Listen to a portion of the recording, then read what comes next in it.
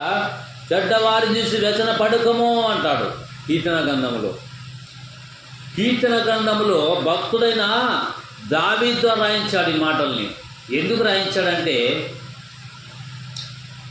ముందుగా భవిష్యత్తును ఎరిగిన వాడు దావీదు భక్తుల ద్వారా పరిశుద్ధాత్మ దేవుడు రాపించాడు.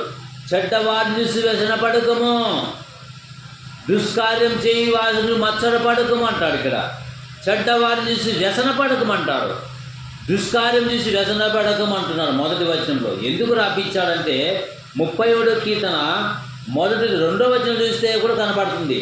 వారు గడ్డి వలె త్వరగా ఎండిపోతారు, పచ్చని కూర వలె వాడిపోతారు అంటాడు. మరి 5వ వచనంలో నీ మార్గం యెహోవాకు అప్పగించుము, నీవు ఆయన నమ్ముకొనుము, ఆయన నీ కార్యక్రమాలు నెరవేరుస్తాడు. దేవునికి స్తోత్రం. హల్లెలూయా. ఎంత గొప్ప దేవుడు మాట్లాడుతున్నాడండి. ఈ ప్రపంచంలో ఎవరికి లేని భాగ్యాన్ని ఇచ్చాడు, ఎంతోమందికి లేని భాగ్యం ఇచ్చాడు. యోబు, ఈ బైబిల్లో సౌలు అనే రాజు ఉన్నాడు. దావీదు మీద సంపాలెన్నో ప్రయత్నాలు చేసినప్పుడు కూడా, కుట్ర చేసినప్పుడు కూడా లాస్ట్ తన ప్రాణమే తను పోయింది. కానీ దావీదు భక్తుని దేవుడు హెచ్చించాడు. ఎందుకంటే దేవుడు ప్రేమించాడు. ఎందుకంటే మనస్ఫూర్తిగా గౌరవించి ప్రేమించిన వ్యక్తి దావీదు. అందు గురించి 23:6 అంటాడు, నేను బ్రతుకు దినములన్నీ కృపాక్షేమములు నా వెంట వచ్చును అంటాడు. కష్టాల్లో, బాధల్లో, ఇబ్బందుల్లో దేవుడు దావీదుని ప్రేమించాడు. ఎట్ట ప్రేమించాడు తెలుసా? శాశ్వతమైన ప్రేమతో. అందుగురించే నీ మార్గం యెహోవాకు అప్పగించుము, నీవు ఆయన నమ్ముకొనుము, ఆయన నీ కార్యం నెరవేర్చును. అబ్రహాం బైబిల్లో ఉన్నాడు. హెబ్రీ రాసిన పత్రిక 11వ అధ్యాయంలో అబ్రహాము గారు దేవుని యందు నమ్మకం ఇచ్చాడు. అబ్రహాము దేవుని యందు భయభక్తులుగా ఉన్నాడు. అబ్రహాము విశ్వాసులకు తండ్రి. అబ్రహాము దేవుని కొరకు నిలబడిన వ్యక్తి. అబ్రహాము ఇల్లదులో ఎంతో భయభక్తులుగా ఉన్నటువంటి వ్యక్తి. అబ్రహాము గారు ఏం చేశాడంటే దేవుని యందు విశ్వాసం ఉంచాడు. దేవునికి స్తోత్రం. హల్లెలూయా. అబ్రహాము చాలా గొప్ప విశ్వాసులకు తండ్రి. అబ్రహాము గారు దేవుని యందు భయభక్తులుగా ఉన్నాడు. భూమి మీద ఉంటూ పరలోక రాజ్యం కనిపెట్టాడు. ఎవరు? అబ్రహాం. మరి ఈ లోకంలో అబ్రహాం అని పేరు పెట్టుకున్న వాళ్ళు ఏమవుతున్నారు? దేవునికి తగ్గట్టు జీవితాలు మన జీవితం జీవించాలా, దేవుని కొరకు బతకాలా. అందుగురించి ప్రియులారా, దేవుడు అంటాడు, నీవు చెడ్డవారి నుంచి వ్యసన పడకమంటాడు. దుష్కార్యం చేయి గురించి వ్యసన పడకము. దుష్కార్యం చేసేవాళ్ళు లేకపోలేదు. భయంకరమైన దినాల్లో నీవు ఆయన నమ్ముకొనుము, ఆయన నీ కార్యక్రమాన్ని నెరవేరుస్తాడు. దేవునికి స్తోత్రం. హల్లెలూయా. ఎంత గొప్ప దేవుడు మాట్లాడతాడండి. అప్పుడు నువ్వు నమ్ముకుంటే ఆయన వెలుగు వలె నీ నీతిని మధ్యాహ్నం వలె నీ దోషం వెల్లడిపరచును. అది 7వ వచనం. యెహోవా ఎదుట మౌనముగా నుండి ఆయన కొరకు కనిపెట్టుకొనుము. ఈరోజు ఎవరు కనిపెడుతున్నాం? పొద్దున్న లేవగానే చికెన్, మటన్ పక్కన సంసారం, చెత్త మట్టుకుంటాం. అన్నిటికంటే దేవుని సన్నిధానం వెతికేవారు ధన్యులు. ఒక అన్నవలే వెతకాల. ఎంత ప్రశాంతతమైనటువంటి సన్నిధానంలో చేరి దేవుని సన్నిధానం వెతితే ఆశీర్వాదములు. ప్రియులారా, తిని తాగి ఎగరలాడి ఎంజాయ్ చేసి బజ్జిపోలు తిని మటన్ తిని అని ఎవరించి దేవుని సన్నిధానం వెళ్ళి దేవుడు ఒప్పుకుంటాడా? ప్రభువా నాకు కడపైన తర్వాత నీకు దేవుడికంట. దేవుడు ఒప్పుకుంటాడా? ఈరోజు క్రైస్తవ్యం సమాజం ఎట్టిపోతుందో, సమాజం రాంగరూట పోతుంది. పిల్లరా, దేవుడు చెప్తున్నాడు, యెహోవా కొరకు మౌనముగా నుండి ఆయన కొరకు కనిపెట్టుకోవాలని. దేవునికి స్తోత్రం. హల్లెలూయా. ఎంత గొప్ప దేవుడు తండ్రి అయిన దేవుడు కదా. అందుగురించే దేవుని వాక్యం చెప్తుంది, నువ్వు నమ్ముకొని ఏం చేయాలంటాడు. మలాకీ గ్రంథంలో చూస్తే ఈరోజు దేవుని వాక్యము నమ్ముకునేదే కాదు. మలాకీ గ్రంథంలో అంటాడు, ఏమంటాడంటే మలాకీ గ్రంథం 3వ అధ్యాయం చూస్తే దేవుని వాక్యం స్పష్టంగా చెప్తున్నాడు. ఏమని చెప్తాడంటే, ఒకసారి మాలతి గ్రంథంలోనికి వెళ్దాం. 3వ అధ్యాయము. ఇక్కడ సైన్యములకు అధిపతి యెహోవా సెలవిచ్చింది ఏమనగా, మరి తీర్పు తీర్చుటకై నేను మీ యొద్దకు రాగా చిల్లగించి వాటి మీద, వ్యభిచారుల మీద, అప్రమాణికుల మీద నాకు భయపడక వారి కూలి విషయంలోనూ, కూలి వారికి విధవరాట తండ్రి లేని వారిని బాధ పెట్టి పరదేశితో అన్యాయము చేయి వారి మీదను దృఢముగా సాక్ష్యం పలుకుతానంటాడు. అన్యాయం చేసే వారి మీద దృఢంగా సాక్ష్యం పలుకుతానంటాడు. యెహోవాని నేను మార్పు లేని వాడను కనుక యాకోబు సంతతి వారినై మీరు లయం కాలేదు. మీరు చిన్నమంద భయపడుకుడి అంటాడు. భయపడుకుడి అంటాడు. అందుగురించే దేవుడు భయపడుకుడి అంటాడు. అందులో వచ్చి భయపడుకుడి అంటాడు. ఎందుకు తెలుసా? యాకోబు సంతతి మీరు లయం కాలేదు. ఎవరైతే దేవుని పక్కన పెడతాడో, దేవుని కార్యక్రమం నిర్లక్ష్యం చేస్తారో, దేవుని యందు భయభక్తులు లేకుంటే వారు ఆశీర్వాదం పొందుకోలేరు. అందుగురించే మాల గ్రంథం 3వ అధ్యాయం నిర్వహిస్తే 7, మా పితరులు నాటి నుండి మీరు నా కట్టలను గైకొనక వాటిని త్రోసివేసితిరి అంటాడు కదా. ఏమంట? మా పితరులు నాటి నుండి మీరు నా కట్టలను గైకొనక వాటిని త్రోసివేసితిరి. అయితే మీరు నా తట్టు తిరిగినలా నేను మీ తట్టు తిరుగుదని సైన్యములకు అధిపతి యెహోవా సెలవిచ్చుచున్నాడు. దేవునికి స్తోత్రం కలుగుగాక.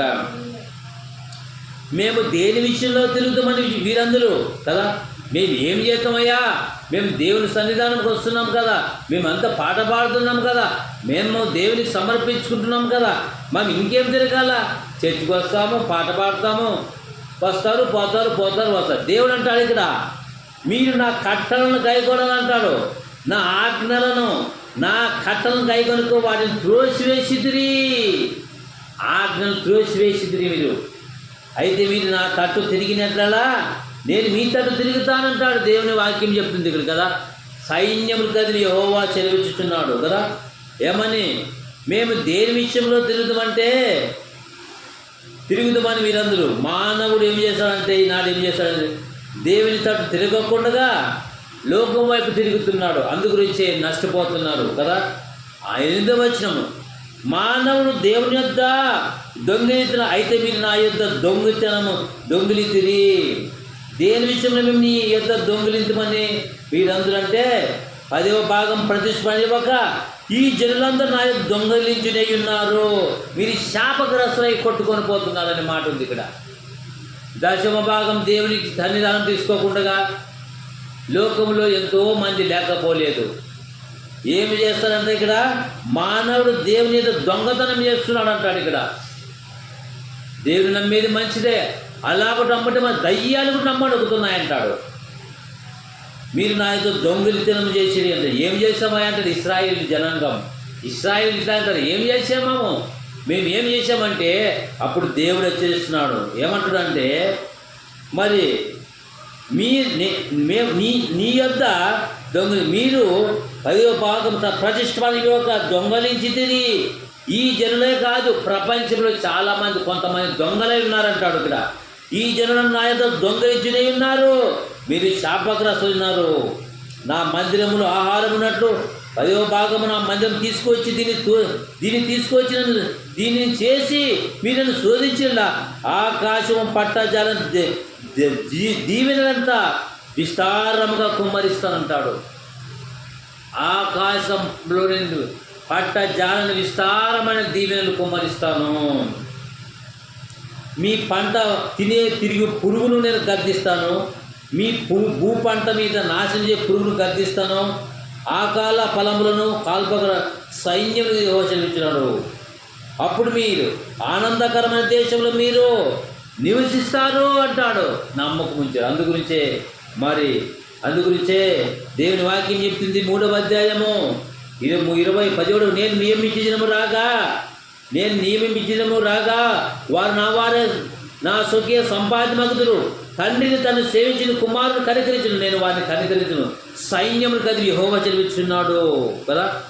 అప్పుడు నీతి గల వారెవరో, దుర్మార్గులు ఎవరో, దేవుని సేవించిన వారెవరో, ఆయన సేవించిన వారెవరో మీరు తిరిగి ఒకరోజు కనుక్కుంటారు. దేవుని యందు భయభక్తులు కలిగి ఒకరితో ఒకరు మాట్లాడుకుంటున్నా దేవుడు చెవియంత ఆలకిస్తున్నాడు పిల్లరా. అందుగురించే ఉదయకాల సమయంలో దేవుడు మాట్లాడుతున్నాడు. ఏమంటున్నాడు? చెడ్డవారిని చూసి వ్యసన పడాల్సిన పనిలే నువ్వు, దుష్కార్యం చూసి వ్యసన పడాల్సిన పనిలే నువ్వు. దేవుని యందు ఏం చేయాలంట? దేవుని యందు ఏం చేయాలంట? సత్క్రియలతో కొనసాగించాలని దేవుడు చెప్తున్నాడు కదా. అందుగురించే ప్రియులారా, ఏమైనా సంగమా దేవుడు చెప్తున్నాడు. మరి ఇక్కడ ఏమని చెప్తాడంటే 51 కీర్తనలో, దేవా నీ కృప చొప్పున నన్ను కరుణింపుము, నీ వాత్సల్య బహుళము చొప్పున నా అతిక్రమం తుడిచివేయమంటాడు భక్తుడు పాపంలో పడిపోయినప్పుడు.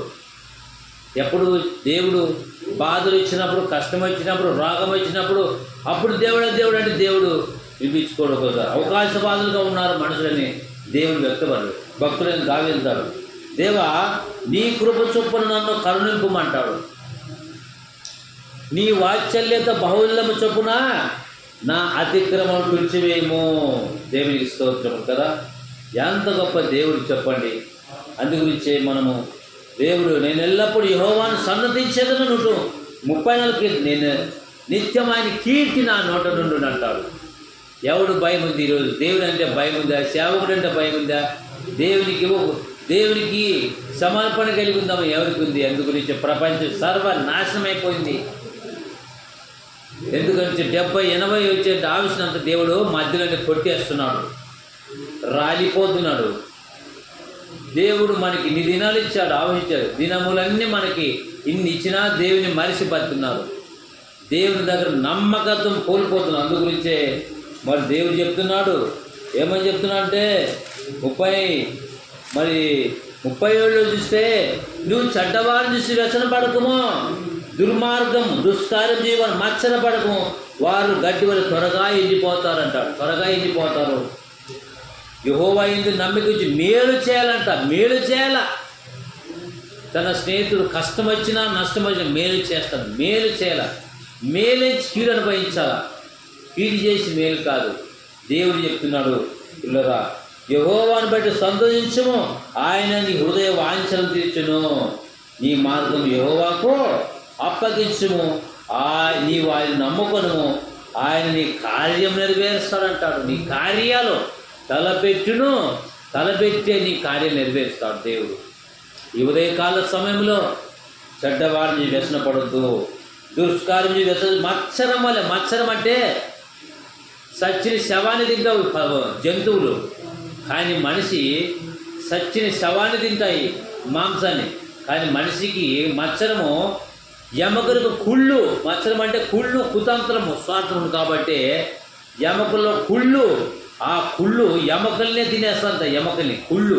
మత్సరం అనేది పురుగు లోన బాడీలో దేవుడి ఎముకకి పురుగు పడుతుంది. అదే మత్సరము. అందుగురించే దుర్మార్గం చేయవారిని చూసిన మత్సర పడుకోవద్దు, కుళ్ళుకోవద్దు. వాడు ఏం చేస్తాడు? నేనే ప్రతిఫలిస్తానంటాడు. పిల్లరా నీ మార్గము యెహోవాకు అప్పగించుము, నీవు ఆయన నమ్మకొనుము, ఆయన కార్యం నెరవేర్తును.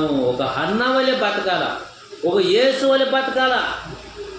పౌలు అనే భక్తుడు సమస్తాన్ని పెంట గొప్పతో ఎంచుకున్నాడు. మహానీయుడు సమస్తాన్ని పెంట గొప్పతో ఎంచుకున్నాడు. అబ్రహాం భూమి మీద ఉంటుండు. ఏమి కోరుకుంటావు? కోరుకుంటే ఈ లోకములు ఏమి వెండి బంగారు మనులు మాని వద్దయా? దేవుని రాజ్యంతో సంబంధమే. అబ్రహాం భక్తుడు కదా. భూమి మీద ఉంటూ పరలోక రాజ్యం కొరకు బతకాల. ఆ రాజ్యం కొరకు ఎదురు చూశాడు. ఈ లోకంలో డబ్బు గుండు ఎంతోమంది ఆశ ఉండొచ్చు, తప్పు ఏం లేదు. కానీ దురాశ దుఃఖానికి చేటని లేఖనం చెప్తుంది. ప్రియులరా పాపం వల్ల వచ్చి జీతం మరణము, నరకం, నిత్య నరకం కదా. అందుగురించే దేవుని వాక్యం చెప్తుంది. రోమియోలు రాసిన పత్రిక 3వ అధ్యాయం చూస్తే పాపము ఏమైతుందంటే 3వ అధ్యాయము 23వ వచనం చూస్తే ఇక్కడ మరి ఏ భేదం లేదు, అందరూ పాపం చేసి దేవుడు అనుగ్రహించు మహిమను పొందలేకపోతున్నాడు. ఈ మిలిటరీ కాని ప్రజలకి అర్థం కాలే. దేవుడిచ్చే అనుగ్రహము ఎంతోమందికి లేదు. ఏ భేదము లేదు. అందరూ పాపం చేసి దేవుడిచ్చే అనుగ్రహం పొందలేకపోతున్నారని దేవుడు చెప్తున్నాడు. ఏ భేదం లేదు. అందరూ పాపములకు బానిసై కొట్టుకొని పోతున్నారు ప్రియులారా. అందు గురించి దేవుడు చెప్తున్నాడు 38వ కీర్తన మొదటి వచనంలో, యెహోవా కోపోద్రేకము చేత నన్ను గద్దింపకము, నీ ఉగ్రత చేత నన్ను శిక్షింపకము అంటాడు ఇక్కడ కదా. దేవుని కోపం మండిందంటే అయినా దేవుడు ఎంతో ఓర్పున్నాడు, ఎంతో సహనమున్నాడు, ఎంతో నేర్పున్నాడు. అందు గురించి యెహోవా కోపోద్రేకము చేత నన్ను గద్దింపకము, నీ ఉగ్రత చేత శిక్షింపకము, నీ బాణములు నాలో గట్టిగా నాటి ఉన్నవి, నీ చెయ్యి నా మీద బరువుగా ఉన్నది అంటాడు భక్తుడైన దావీదు కదా. అందు గురించే చెడ్డవాడిని చూసి వ్యసన పడకము, దుష్కారం చూసి మచ్చల పడకము. వారు గడ్డి వలె త్వరగా ఇంటిపోతారు, పచ్చని కూర వలె వాడిపోతారని దేవుడు చెప్తున్నాడు పిల్లరా. ఒకసారి మన జీవితాన్ని మనం ఆలోచన చేసుకుందాం. యెహోవాను బట్టి సంతోషించండి అంటాడు కదా. నీవు ఆయన నమ్ముకొని ఆయన నీ కార్యం నెరవేరుస్తాడు కదా.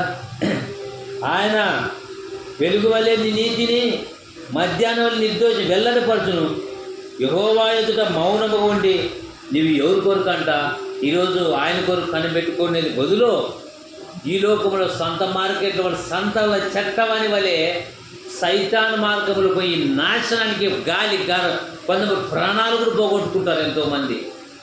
ఎందుకంటే దేవుని కార్యక్రమాలు అశ్రద్ధగా చేయవాడు వాడు శాపగ్రస్తుడే కానీ ఆశీర్వాదం కర్త కాదు. అందుగురించి నువ్వు వాళ్ళ గురించి వ్యసన పడకము, నువ్వు వ్యసనం చేయొద్దు, నా కొరకు నిలబడు, సత్యాన్ని అనుసరించమంటాడు కదా. లాస్ట్ మాట 7వ వచనం చదువుకుందాం. 37వ కీర్తన 7వ వచనం చూస్తే, మరి యెహోవా ఎదుట మౌనముగా ఉండి ఆయన కొరకు కనిపెట్టము, ఆయన మార్గమును వర్ధిల్ల వారిని చూసి వ్యసన పడకము, దురాలోచన నెరవేర్చుకుని వారిని చూసి వ్యసన పడకము. అది కీడుకే కారణం అంట కదా, కీడుకే కారణం అంట. కాబట్టి కోపం మానము, అగ్రం విడిచిపెట్టము, వ్యసనము నాకు అది కీడుకే కారణము. కీడు చేయవారు నిర్మూలమగుదురు. కీడు చేస్తారు పోదు కదా. దేవుని సన్నిధానం అంటే బైబిల్ దేని వాక్యం. కీడు చేయవారు ఏమైపోతారని నిర్మూలమగుదురు. యెహోవా కొరకు కనిపెట్టుకొనము, దేశము స్వతంత్రించుకొనము. దేవుని కొరకు కనిపెట్టుకొనము, దేశాన్ని స్వతంత్రించుకొనము. ఇక కొంతకాలం భక్తిని లేకపోదురు, వారి స్థలం జాగ్రత్తగా వారు లేపారేసి అంటాడు దేవుడికి. ఒక టైం వస్తే భక్తిహీనులు, బుద్ధి లేని వాళ్ళు దేవుడు పక్కన పెట్టేవాళ్ళు. ఇక కొంతకాలము భక్తిని లేకపోదురు, వారి స్థలము జాగ్రత్తగా పరిశీలించినాను, వారు కనబడకపోదురు. అసలు భూమి మీద బతుకులేని చేస్తాడంట. అయినా నా దేవుడు ఇంకా నా బిడ్డ మారుతాడు కదా, ఇంకా నా వైపు వస్తాడు కదా అని మనం ఎదురు చూస్తాం. దేవుని కోపం వచ్చిందంటే లేపరేస్తుంటాడు దేవుడు. ఇక్కడ ఏమందంటే ఇక కొంతకాలము భక్తిని లేకపోదురు, వారి స్థలము జాగ్రత్తగా పరిశీలించిన వారు కనబడకపోదురు. అందుగురించి నువ్వు చెడ్డవారిని చూసి వ్యసన పడద్దు, దుష్కరం చూసి మచ్చన పడద్దు, కుళ్ళిపోవద్దు. వారు గట్టిగా ఎండిపోతారు, పచ్చని కూరమని వాడిపోతారు. నీవు యెహోవా యందు నమ్మకం ఉంచి మేలు చేయడానికి ఇష్టపడాలని దేవుడు చెప్తున్నాడు ఉదయకాల సమయంలో పిల్లరా. అందుబట్టి దేవుడు చెప్తున్న మాటల్ని నీవు ఆయన మార్గము ఆయన మార్గమును ఏం చేయాలంట, వెతకాలంటాడు పిల్లరా.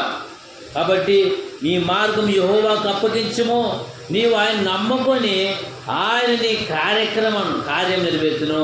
లాస్ట్ మాట ఫిలిప్పీ రాసిన పత్రిక 2వ అధ్యాయం చూస్తే ఈ రోజుల్లో ఎట్లున్నారని తెలుసా, ప్రజలు ఏ విధంగా ఉన్నారని ముందేగా రాపించాడు. ఫిలిప్పీ రాసిన పత్రిక మరి చూడండి ప్రియులరా, ఈ రోజుల్లో దేవుని వాక్యం ఏం చెప్తుంది మనకంటే, ఫిలిప్పీ రాసిన పత్రిక 2వ అధ్యాయము మరి ఇక్కడ చూస్తే, మీలో ప్రతి వాడు తమ సొంత కార్యక్రమాలు మాత్రమే కాక ఇతరుల కార్యక్రమాలు కూడా చూడవలెను. దేవునికి స్తోత్రం. చూడండి ఎంత గొప్ప దేవుడు కదా. మీలో ప్రతి వాడు తన సొంత కార్యక్రమం, సొంత పనులే కాదు, సొంత కార్యములు మాత్రమే కాక ఇతరుల కార్యములు కూడా చూడవలెను అంటాడు ఇక్కడ. అందుగురించే ప్రియులారా దేవుని కార్యక్రమం చూడాలంటాడు. అందుగురించే అందరూ తన సొంత కార్యములు చూసుకుంటారు. కానీ మరి అందరు 21వ వచనము, అందరూ తన సొంత కార్యములు చూసుకుంటారు కానీ మరి యేసుక్రీస్తు కార్యములు చూడరు అని దేవుడు ముందుగా రాయించాడండి. ఎంత గొప్ప దేవుడు అండి, ఎంత గొప్ప దేవుడు అంటే మరి దేవుడు పరిశుద్ధాత్మ కదా. అందరూ తన సొంత కార్యములే మాత్రమే కాక ఇతర కార్యములను కూడా చూడవలెనంటాడు ఇక్కడ. మరి క్రీస్తు యేసు కలిగిన ఈ మనసు మీరు కలిగి ఉండండి. మంచి కార్యం చేయాలంటే దేవుని మనసు కలిగి ఉండాలి మనం కదా. దేవుని మనసు కలిగి ఉంటే నీకు ఆశీర్వాదం ఉంటుంది. దయ్యం మనసు కలిగి ఉంటే, సైతాన్ మనసు కలిగి ఉంటే నీకేమిస్తాడు? అందుగురించే మరి 2వ అధ్యాయం 21 చూస్తే అందరూ తమ సొంత కార్యములే చూసుకుంటారు కానీ యేసుక్రీస్తు కార్యము చూడరు అని దేవుడు చెప్తున్నాడు ఇక్కడ లాస్ట్. అందుగురించే మనం దేవుని కార్యక్రమం చూడాలి. చెడ్డవాడిని వ్యసనపడకు అంటాడు. అందుగురించే చిన్నపిల్లలారా మాటతోను కాక, నాలుగుతోను కాక, క్రియతోనూ సత్యముతో ప్రేమించాలంటాడు కదా. అందును బట్టే దేవుడు చెప్తున్న మాటలు ఆలకిస్తే చిన్నపిల్లలారా మాటతోను కాక, నాలుగుతోను కాక, క్రియతో సత్యంతో ప్రేమించడము. ఇక 1 యోహాను రాసిన పత్రిక 3:18 కదా. క్రియలు ఉండాలి, సత్క్రియలు ఉండాలి. దేవుని సేవను బలోపేతం చేయాలా, నశించిపోయే ఆత్మల గురించి ఆలోచన చేయాలా, దేవుని కార్యక్రమాలు ప్రచారం చేయాలా, దేవుని కార్యాలను చూడాలా. దేవుని రాజ్యము, దేవుడు 100 మంది ఉన్నాడుగా సంతోషపాడు, 2-3 ఉన్నారు సంతోషపాడు. దేవుడు ఎవరైతే యథార్థంగా ఉంటారో వారిని చూస్తాడు. అందుగురించే చూసినట్లయితే నీవు ఆయన నమ్ముకొని ఆయన నీ కార్యం నెరవేర్స్తానంట. నీ మార్గం యెహోవాను బట్టి సంతోషించుము, ఆయన నీ హృదయ వాంఛలు తీర్చును. నీ మార్గం యెహోవాకు అప్పగించుము, నీవు ఆయన నమ్ముకొని ఆయన నీ కార్యం నెరవేర్చును. దేవునికి స్తోత్రము. కార్యం అందరూ తన సొంత కార్యములకు ఇష్టపడుతున్నారు కానీ దేవుని కార్యక్రమం ఇష్టపడలేదు. అందుగురించి దేవుడు వ్యక్తపరుస్తున్నాడు. ఉదయకాల సమయంలో ఈ రోజుల్లో సంత పట్టదు, మార్కెట్ పట్టదు, మందు షాపులు పట్టు, అంత సాతాను మార్గంలో పరిగెడుతుంది. అయినా దేవుడు పచ్చని కూర వలె వాడిపోతారు. దుర్మార్గుల నుంచి వ్యసనం పడకము, దుష్కర మాత్రం వాటి త్వరగా ఇండిపోతారు దేవుడు చెప్తున్నాడు. ఈ ఒకసారి భూమానం దాటిపోతే పరిస్థితి ఎట్లుండదో ఒకసారి చూస్తే మనకు అర్థమవుతుంది. ఒకసారి చూడండి పిల్లరా.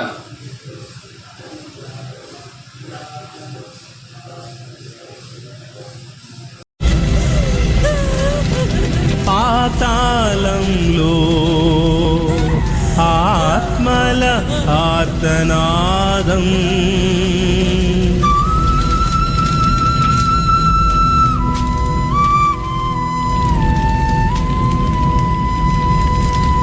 భూలోకంలో సువార్తల సునాదం.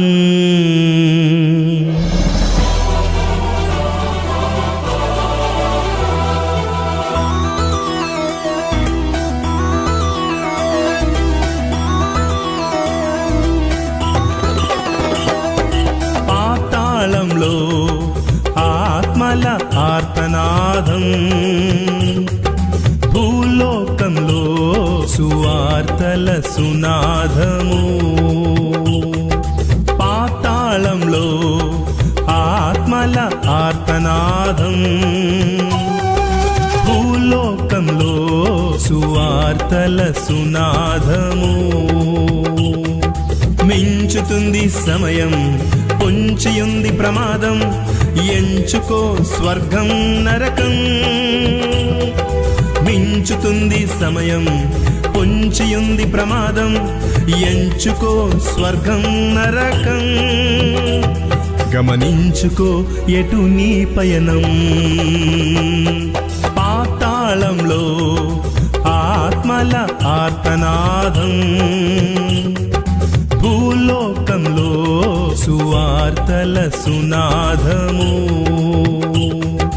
పాతాళంలో ఆత్మల ఆర్తనాదం, భూలోకంలో సువార్తల సునాదము.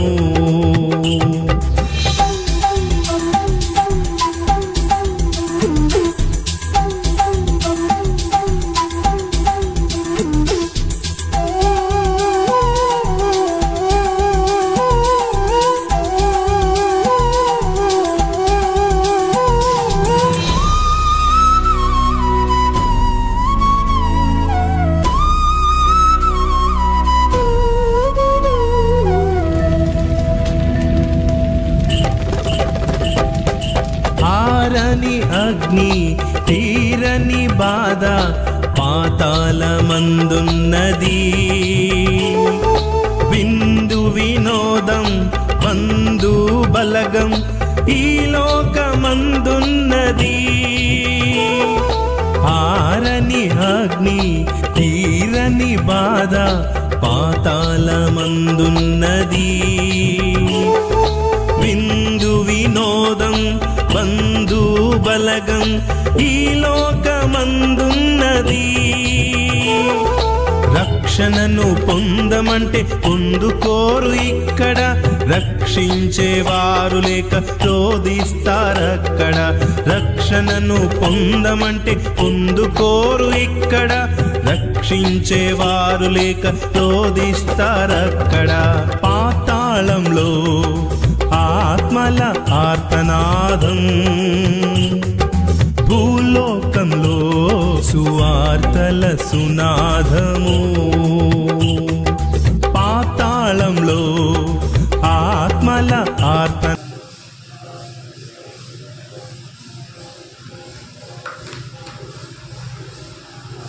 కళ్ళలో ఉంచుందాం. దేవుని దాకా చూశారు, విన్నారు కదా. ఒకసారి ఈ భూమండలం దాటిపోతే పాతాళం పిల్లరా, తిని తాగి ఎగరాడి, బైబిల్ చెప్తుంది ప్రపంచ భవిష్యత్తు అనే మాట చూశారు, విన్నారు కదా. ఇప్పుడైనా కను తెలుసుకో బిడ్డ. వాక్యం వింటున్న ప్రతి ఒక్కరూ మారు మనసు పొంది ఇప్పటికైనా బతుకులు మార్చుకొని దేవుని దగ్గరకు వస్తే, దేవా నేను పాపిని, నా పాపాలు క్షమించు అంటాడు. అందుగురించి దేవుడు చెప్పాడు, ఎన్నాళ్ళ మట్టుకు రెండు తలంపుల మధ్య పడుతున్నారు. యెహోషువ అంటారు, మీరు ఎవరిని సేవిస్తారో నాకు తెలియదు, నేను నా ఇంటి వారిని యెహోవాని సేవించమంటారు. అందరూ తన సొంత కార్యంలో చూసుకుంటారని క్రీస్తు కార్యం చూడండి దేవుని వాక్యం చెప్తుంది. ఒకసారి ఆలోచన చేసుకుందాం ప్రియుల, తలలో ఉంచండి. చూశారు, విన్నారు కదా. ప్రార్థన చేసుకుందాం. ప్రేమల తండ్రి, నీ పాదాలు పొందనాలయ్యా. విత్తబడిన వాక్యం వృధా కాకుండా అయ్యా ప్రభువా, నీ వాక్యము మాకు ఇచ్చావు. లోకమంతా చీకటి లోకం నాయన, మేము బలహీనులమే ప్రభువా, బలపరచండి. విత్తబడిన వాక్యం వృధా కాకుండా అయ్యా దేవుని కార్యక్రమాలని చూడాలా, చదివి చూడాలా. మాకు ఇచ్చిన రక్షణ భాగ్యాన్ని బట్టి ఉన్నారు ప్రభువా. ఈ శ్రేష్టమైన సమయంలో ఈ రీతిగా ఈ నామాన్ని స్మరించడానికి గొప్ప భాగ్యం ఇచ్చావు ప్రభువా. నీ ఘనమైన నామానికి స్తోత్రాలు. విత్తపైన వాక్యం వృధా కాకుండా అందరూ హృదయాలు ఫలించడాకున్నా కార్యం జరిగించుకోమని మరి వీడియో చూశారు, విన్నారు, గ్రహించారు.